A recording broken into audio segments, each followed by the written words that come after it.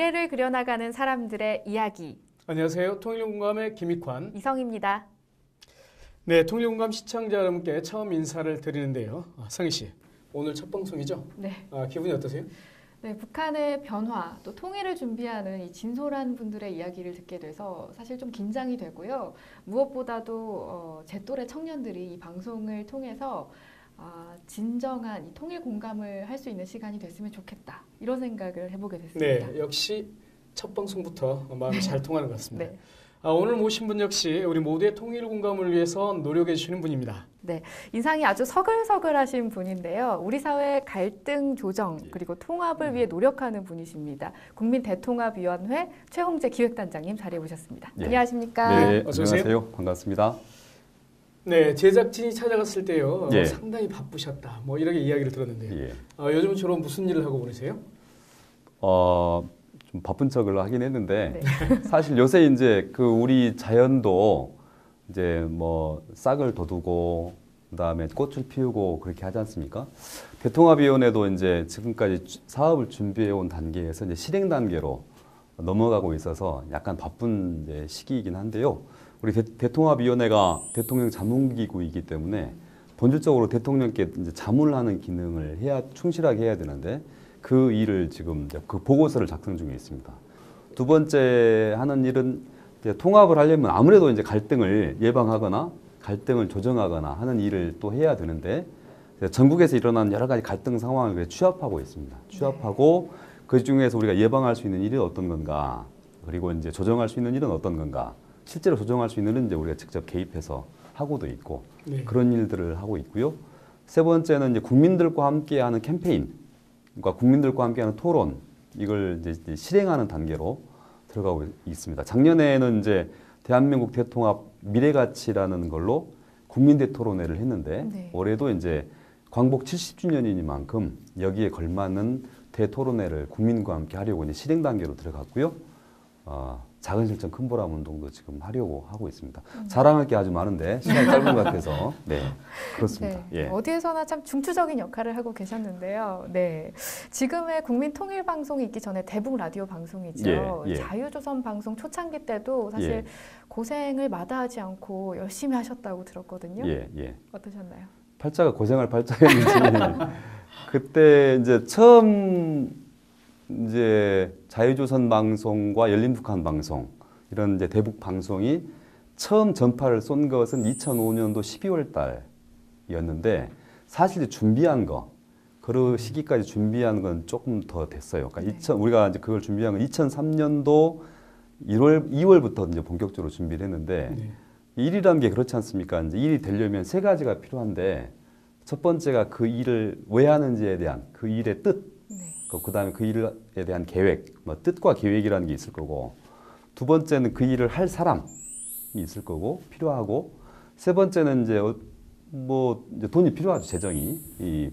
그래서 뜻과 사람과 재정 이 세 가지가 필요했는데 그 당시에는 그런 일을 꼭 해야 되겠다, 그 일은 매우 중요하다는 것은 있었지만 방송을 해본 사람도 방송을 경험한 사람도 없었고 또 거기에 얼마나 많은 예산이 들어가는지 많이 들어갈 거라고 생각을 했지만 사실 예산도 거의 없었고 그 상태에서 일이 시작됐죠. 그러니까 뭐 제가 신문방송학과를 나왔다는 그걸로 인해서 그리고 이제 방송을 한번 해보자 이제 하면서 계속 배운 거죠. 그래서 그렇게 해서 일이 시작된 거라 여러 가지 어려움이 많았어요. 그러니까 특히 이제 돈이 좀 부족했기 때문에 스튜디오도 이렇게 멋있게 이렇게 멋있는 스튜디오가 없었었고 네. 가난한 음악가가 사용하던 조그만 음악실 신림동에 있었는데 그 아주 어두침침하고 쾌쾌한 냄새가 나는 그런 아주 조그마한 음악실을 우리가 이제 인수받아서 네.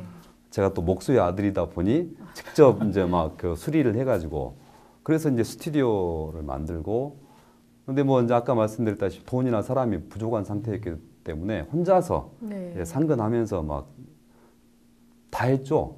원고도 쓰고 녹음도 하고 그렇게 해서 이제 대본도 좀 쌓이고 영역들도 좀 고민하게 되고 그렇게 이제 준비가 됐었어요. 네. 근데 그때 하필 왜 라디오를 해야겠다라고 결심을 하셨는지 그 계기가 궁금하거든요. 예.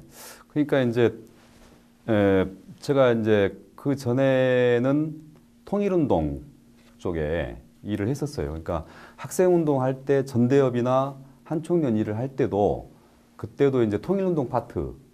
그러니까 전대협 때는 이제 조통위원장으로 이제 활동하면서 대행으로 활동하면서 이제 그 일을 했고, 그리고 한총련 때도 이제 조통위 정책실장 하면서 그 일을 했고, 학생운동을 마치고 재하운동을 할 때도 전국연합이라는 단체에서 이제 통일부장을 맡아서 하면서 계속 통일 파트 일을 했었어요. 네. 그러다 보니까 자연히 이제 북에 대한 관심, 북에 대한 어떤 정보에 대한 파악을 많이 하게 됐죠. 이제 그 과정에서 이제 세 가지 사건을 제가 만나요. 첫 번째는 통일운동 과정에서 자꾸 이제 북한이 좀 이상하다. 내가 생각했던 북한과 좀 다르다. 통일을 원하지 않고 있는 것 같다. 이런 어떤 이상한 징후들이 계속 느껴졌어요.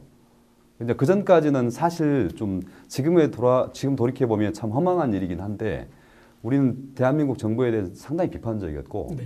북한 정부에 대해서 상당히 우호적이었어요.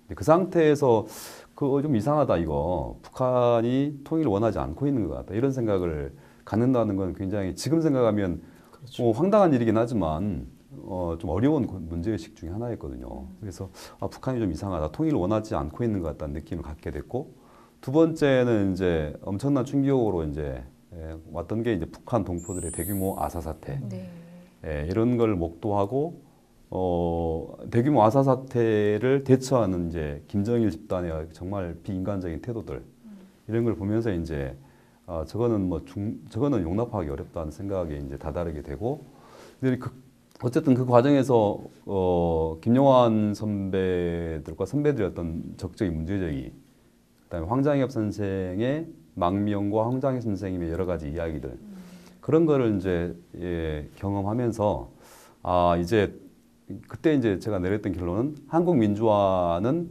이제 완성 단계, 그러니까 이제 심화 단계로 들어갔다. 네. 그래서 뭐 특별하게 뭐 운동가라고 하는 사람들이 그 민주주의를 위해서 막 헌신하거나 뭐 이럴 필요가 없고, 자연스럽게 이제 우리 국민의 힘으로 자연스럽게 민주주의는 심화될 거다. 다만 오히려 이제 북한의 상태가 우리가 이제 민주화를 하려고 했던 그 시대보다, 그러니까 50 시대죠. 50 시대보다 훨씬 더 우리가 예상하기도 어려운 그 정도의 어떤 잔혹한 상황에 놓여 있고, 그래서 이제 북한 민주화 운동과 북한 인권 운동을 해야 된다, 그런 생각을 갖게 됐죠. 근데 물론 이런 생각은 2, 3년 동안에 걸쳐서 아주 막 치열한 어떤 고민 과정 속에서 이제 거둬진 결론인데, 그래서 이제 북한 인권 운동을 해야 되겠다고 이제 마음 먹고, 네. 그럼 어떻게 할 거냐? 근데 앞서도 얘기했다시피 당연히 이제 북한 동포들 속으로 가서, 내지는 북한 동포들 곁에 가서 해야지 그게 인권 운동이나 네. 최소한 중국에는 가야 되는데, 네. 우리 아이 엄마가 이제 우리 아이도 태어나고 우리 아이들도 있고 그렇게 할 수 없다, 이제 그렇게 이야기를 했고, 그게 이제 그런 상황에서 이제 가기 어렵다면 어떻게 할 수 있을까 한 게 이제 북한 동포들한테 진실을 알리는 것, 이게 그것도 중요한 어떤 북한 동포들에 대한 뭐 민주화나 인권 개선에 도움이 되겠다는 생각을 하게 됐어요. 그래서 라디오 방송을 이제 하게 됐죠. 네, 그 시기를 참 묵묵히 극복하고 일들을 계속 진행해 오셨는데, 예. 또 2012년도에는 통영의 딸 캠페인을 진행을 하셨더라고요. 예. 어떻게 진행을 하셨나요? 그러니까 그때 통영의 딸이라고 하면 이제 보통 신숙자 씨, 그다음에 신숙자 씨의 두 딸인 오혜원, 오규원, 네. 이제 이 세 모녀를 통칭해서 통영의 딸이라고 합니다.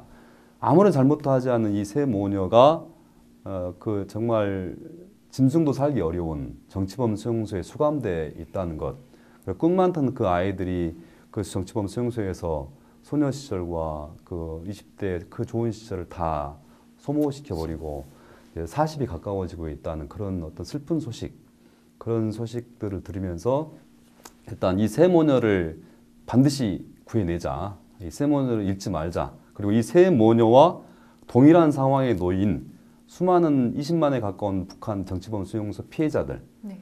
그들과 언제라도 정치범 수용소에 끌려갈 상황에 놓인 북한 동포들, 이 동포들을 결코 잊지 말고 반드시 구해내자. 이제 그런 취지로 1700리 국토대장정을 했죠. 예. 네, 그때 그 아들도 함께 갔었죠. 예. 뭐 그때 뭐 4학년이었던가요? 예. 네, 그 아들이 함께 그러면서 초반에 상당히 고생을 많이 했다 이렇게 이야기를 들었는데 예. 뭐 강제로 데려간 게 아닐까?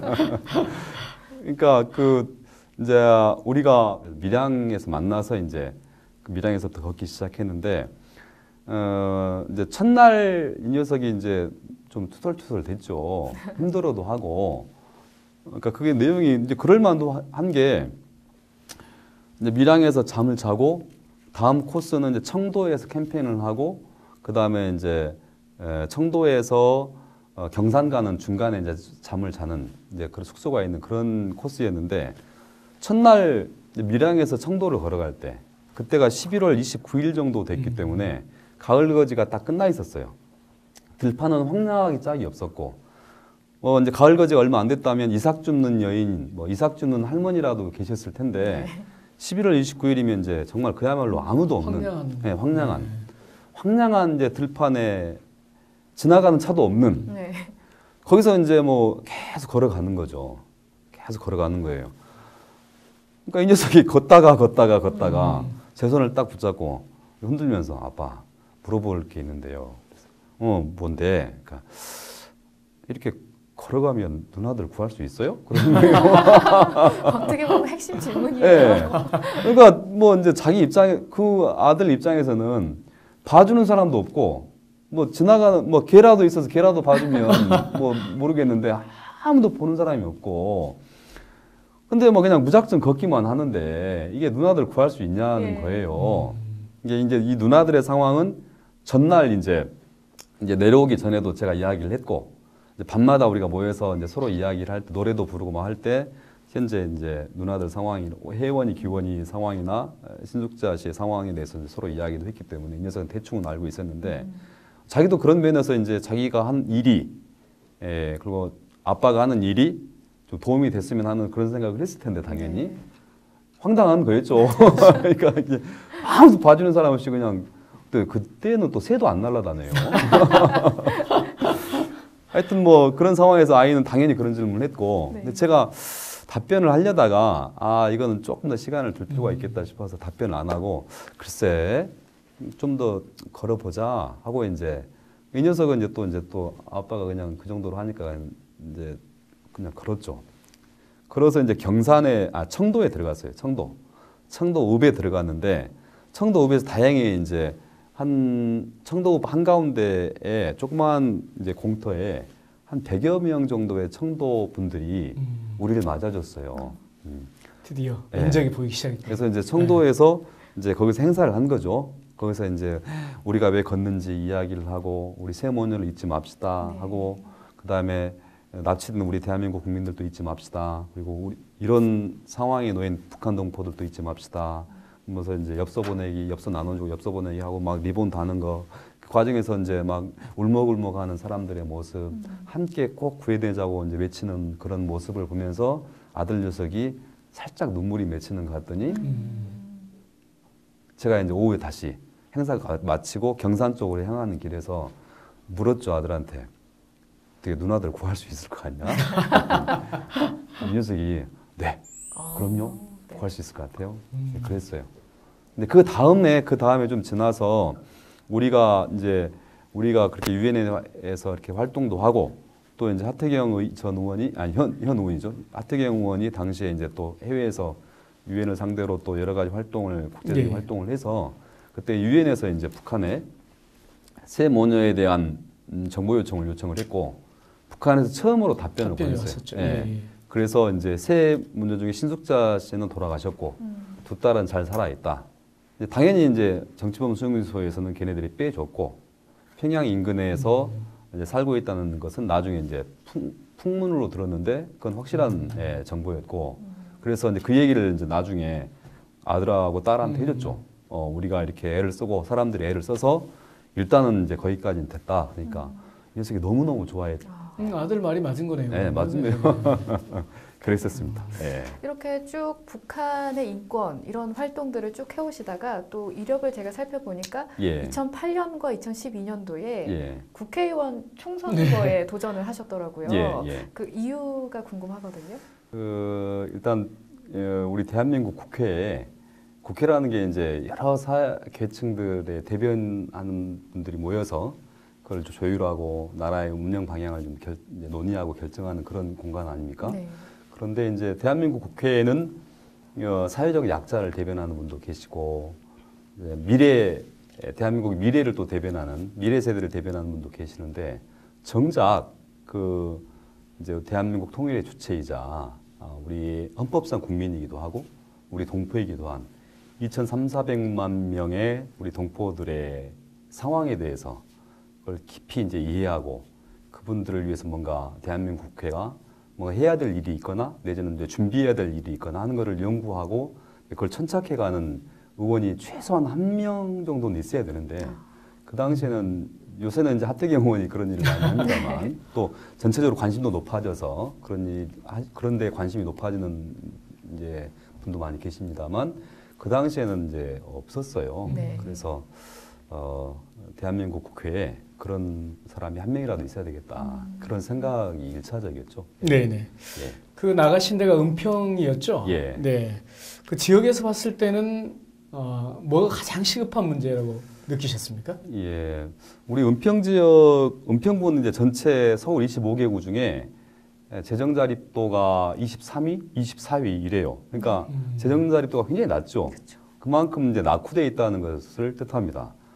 그런데 낙후돼 있어도 이렇게 좀 아주 이렇게 활기차고 변화가 일어나고 이러면 네. 얼마든지 또 이제 그게 진취적으로 바뀔 수가 있는데 오히려 이제 정체돼 있거나 어떤 부분에서는 후퇴가 막 돼요.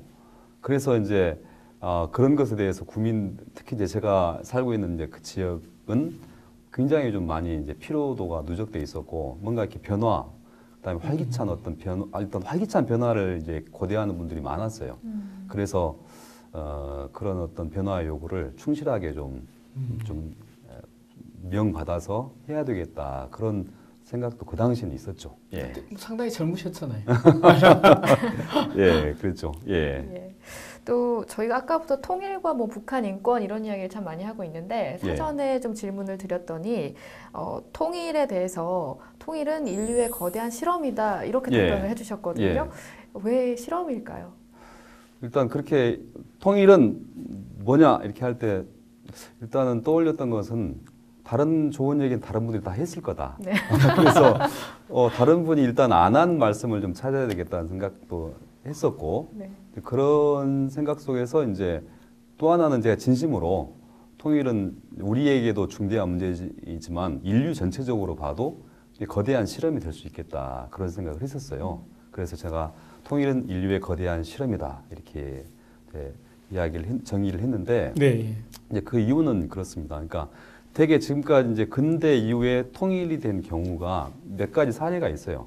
그러니까 이집트와 시리아가 통일을 했다가 이제 거기는 다시 네. 재분단이 됐는데 그것도 이제 통일의 과정 한 유형이었고 그 다음에 독일과 같은 동서독으로 분열돼 있다가 이제 통일된 경우가 있었고 또 하나는 이제 베트남 경우처럼 이제 군사적인 형태로 통일된 경우도 있었고 그 다음에 예멘처럼 그렇게 합의했다가 전쟁으로 가서 지금도 이제 예멘은 그렇죠. 아주 어려운 상황으로 가고 있습니다. 네. 그러니까 이 남북의 통일이 잘 되면 좋은 일이 될 것이나 잘 안 될 경우에는 그런 수많은 변수들이 우리 앞을 기다리고 있을 겁니다. 그런데 이 네 가지 아까 얘기했던 그런 여러 가지 네 가지 유형들은 대부분 다 거의 동일한 문명 하에서 통일이 이루어져요. 이집트, 시리아 같은 경우도 종족도 같죠, 종교도 같죠, 정치 체제도 같죠, 정치 문명 수준도 비슷해요. 근데 거기는 합의했다가 이제 분열된단 말이죠. 네.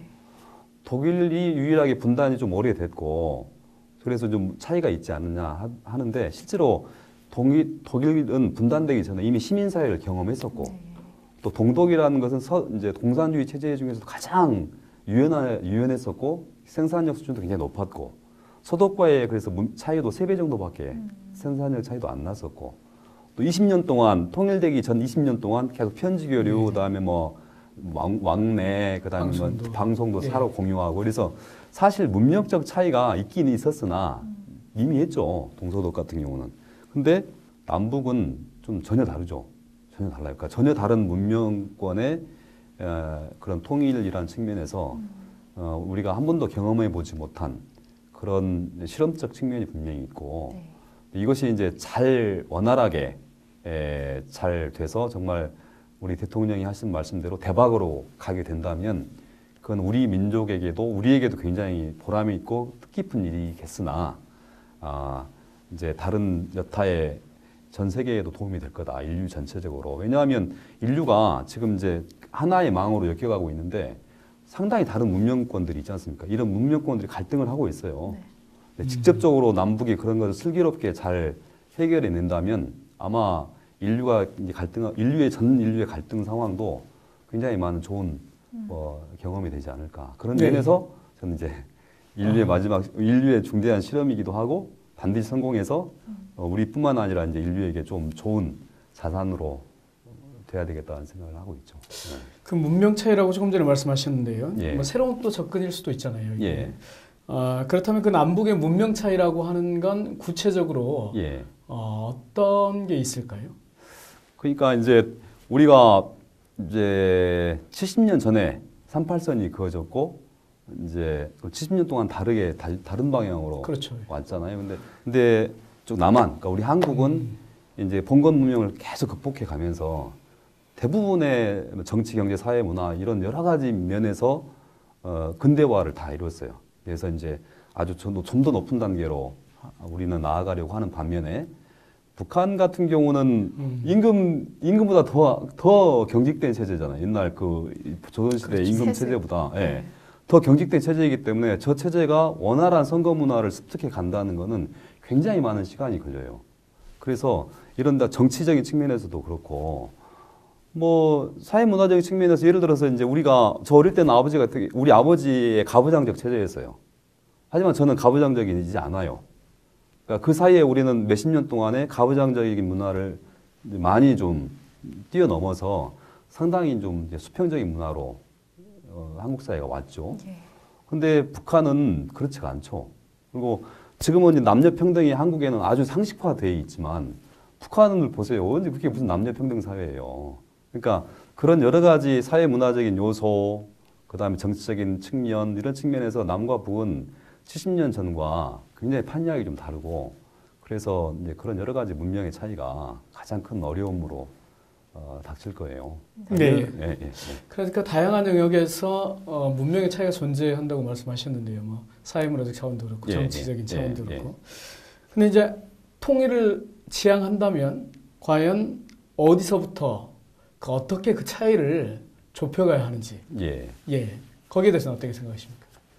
그러니까 제가 보기에는 이게 이제 욕심내고 무리하면 안 된다고 생각해요. 그러니까 우리가 70년 동안 이렇게 바뀌어 왔듯이 그 한 사람도 바뀌는 게 굉장히 많이 어려운데 그 한 공동체가 이렇게 바뀌어 간다는 건 정말 더 어려운 일이기도 하고 시간이 필요하고 모두의 노력이 필요하죠. 그래서 그걸 일단은 이제 한술에 배부르려고 하는 순간 일이 안 되게 돼 있다 생각이고 그래서 이제 그런 거를 극복해 나가려면 최소한 일단 북한 동포들에 대한 이해, 북한 동포들의 삶의 방식이 왜 그런가에 대한 존중 그런 게 필요하고요. 그다음에 북한 동포들이 못나서 저런 게 아니고 네. 정말 어마어마한 고생을 했기 때문에 저런 상태에 놓여 있다는 것에 대한 그런 인정과 존중 이런 자세가 기본적으로 잘 갖춰져 있어야 될 것 같아요. 그렇지 않으면 이제 그러니까 동서독도 그런 문제가 있지 않습니까? 그렇죠. 이런 여러 가지 이제 문제가 있을 텐데 그런 문제를 최소화하고 원활하게 통일로 갈 수 있지 않을까. 무엇보다도 일단 북한을 바로 이해하고 북한 동포들의 처지가 오히려 그런 상황에서 저렇게 열심히 건강하게 살아준 것에 대한 감사함까지 그렇게 하면서 이제 북한 동포들을 이해하고 이제 통일해 나가야 되지 않을까. 네. 현재 백인 클럽을 통해서도 예. 국민통일방송 함께 해주고 계시잖아요. 예. 이 방송을 통해서 서로를 이해해가는 거 예. 이것도 이 문명 차이를 좁혀가는데 그럼요. 좀 도움이 될까요? 그럼요. 일단 이제 뭔가 차이를 좁히려면 차이가 어떤 건지를 알아야 돼요. 그리고 그 사람들이 어떤 생각을 하고 있고 언제 기뻐하고 언제 슬퍼하고 어떤 꿈을 꾸고 있고 어떤 희망을 갖고 있고 언제 좌절하는지 그런 걸 이해를 하지 못하면 사람이 이해를 못하면 싸움이 나게 돼 있어요. 그렇잖아요. 그러니까 그런 거를 잘 이해를 한 상태에서 이제 앞으로 나가야 되기 때문에 그럼 어떻게 이해할 거냐? 그건 이제 천상 이제 방송을 통해서 서로의 상황을 서로 알리는 데서부터 일이 시작되겠죠. 예, 그러니까 국민통일방송이나 이런 방송은 매우 중요한 일을 하고 있다고 생각을 하고 조금이나마 힘이 되고 있다고 말씀해 주셔서 감사하게 생각하고 있습니다. 네. 예.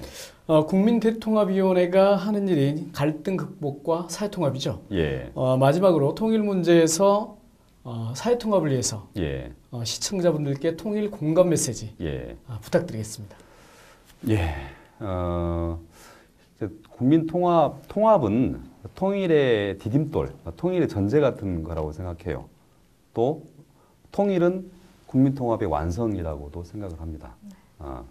그러니까 이제 통합이 통일의 전제 조건인 이유는, 그러니까 이제 통일은 매우 지난한 과정이고, 이제 쉽게 얘기하면 굉장히 많은 비용이 들어가는 작업이기 때문에 국민들이 그것에 대해서 흔쾌히 감수할 용의, 우리가 좀 고생을 하더라도 통일은 이루어야 되고 남과 북이 하나가 돼서 이제 인류의 평화와 번영에 우리가 이바지를 해야 되겠다, 그런 마음을 갖는 것, 그런 마음이 모이지 않으면 아마도 통일 과정은 매우 어려울 거예요. 그래서 그런 마음을 모이는 작업으로서의 통합, 그게 이제 통일의 전제라고 생각을 하고, 또 역으로 통일을 통해서 이제 국민 통합이 완성될 텐데, 이제 국민이라고 하는 범주가 이제 압록강과 두만강까지라는 측면도 있겠으나, 두 번째는 우리 국민들이 오랫동안 역사적으로 누적된 여러 가지의 분열적 요소를 보면 분단이 아주 깊게 자리 잡아 있어요.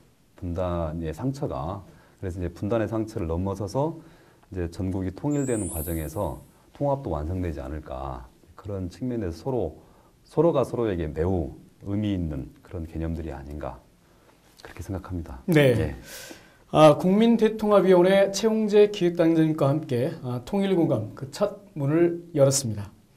한반도 통일은 거대한 그러나 반드시 성공시켜야 할 실험이다, 이렇게 말씀을 해주셨는데요. 이 말처럼 통일 이야기 참 어렵고 크게 느껴지기도 합니다. 하지만 조금 전에 말씀하셨던 것처럼 서로를 이해하고 존중하고 또 공감한다면 통일의 문도 생각보다 조금 더 일찍 열릴 수 있을 것이라고 생각합니다. 네, 국민대통합위원회 최홍재 기획단장님, 오늘 함께 해주셔서 감사합니다. 예, 네, 수고하셨습니다. 고맙습니다. 네, 한반도의 미래를 준비해 나가는 사람들의 이야기, 통일공감 첫 번째 시간은 여기까지고요. 저희는 다음 시간에 다시 찾아뵙도록 하겠습니다. 감사합니다.